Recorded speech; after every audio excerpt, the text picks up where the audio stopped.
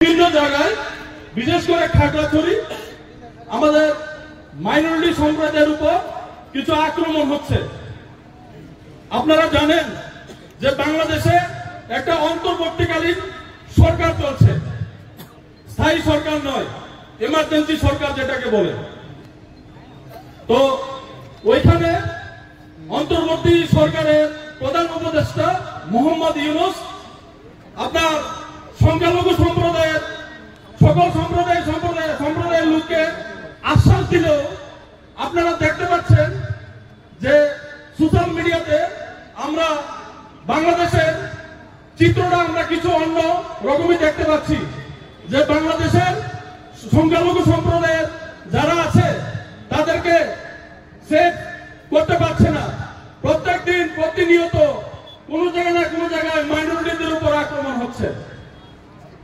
তো আমি বলবো, আমরা ভারতবর্ষের ত্রিপুরা রাজ্যের মাইনরিটি, ওই বাংলাদেশের মাইনরিটি সম্প্রদায়ের ভাইদের উপর অত্যাচার আমাদের চেয়ে কেউ বেশি ব্যথিত হবে না, কারণ আমরা এই ত্রিপুরা রাজ্যের মাইনরিটি। তো আমরা বাংলাদেশ সরকারকে বলতে চাই, যেহেতু বাংলাদেশ সরকার আপনার 90% ইসলামিক কান্ট্রি, আমরা ইসলামিক কান্ট্রি হলে কুরআন হাদিসে একটা কথা আছে, কুরআনের সূরা আয়াতে 32 নম্বর আয়াতে, যে যদি কোনো একজন মানুষকে হত্যা করে সে পুরা সমগ্র মানব জাতিকে হত্যা করে।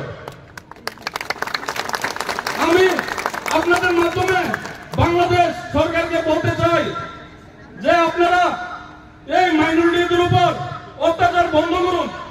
আপনারা দেখতে পাচ্ছেন যেখানে মাইনরিটি সম্প্রদায়ের উপর অত্যাচার হয় সেখানে স্বৈরাচারী সরকার বেশি দিন থাকে না,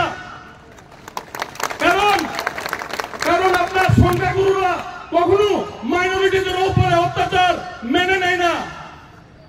কিছু পার্সেন্টেজ একটা সমর্থন করলেও সংখ্যাগুরু যারা থাকে তারা কখনোই মাইনরিটিদের উপর অত্যাচারকে সমর্থন করে না। তো আমি আপনাদেরকে বলতে চাই যে বাংলাদেশের এসব অত্যাচার আপনাদের মাধ্যমে, মিডিয়া বন্ধুদের মাধ্যমে, বাংলাদেশের সরকার পরিবর্তন হয়েছে। আপনারা দেখতে পাচ্ছেন শেখ হাসিনার সরকার পতনের পর নতুন ইমার্জেন্সি সরকার গঠন হয়েছে। আমরা অনুরোধ জানাবো যে বাংলাদেশ সরকারকে, যে বাংলাদেশে যেন কোন একটা মাইনরিটি ভাইয়ের উপরে আক্রমণ না হয়, তাদের বাড়িঘর জ্বালানো না হয়। আমরা ভারতবর্ষের মুসলিমরা, আমরা ত্রিপুরা রাজ্যের মুসলমানরা আমাদের বাংলাদেশের সেই সমস্ত মাইনরিটি সম্প্রদায় ভাইদের সঙ্গে কনস্ট্যান্ট খেলা থাকবো, আমাদেরকে পাবেন। আমরা যতক্ষণ পর্যন্ত বন্ধ হচ্ছে না বাংলাদেশে এসব অত্যাচার, আমরা আমাদের আন্দোলন চালিয়ে যাব। আমি আপনাদের কাছে ধন্যবাদ জানিয়েছি, এখানে অনেকেই অনেক জায়গা থেকে এখানে এসেছেন, আপনাদের সকলকে ধন্যবাদ জানাই। ধন্যবাদ জানিয়ে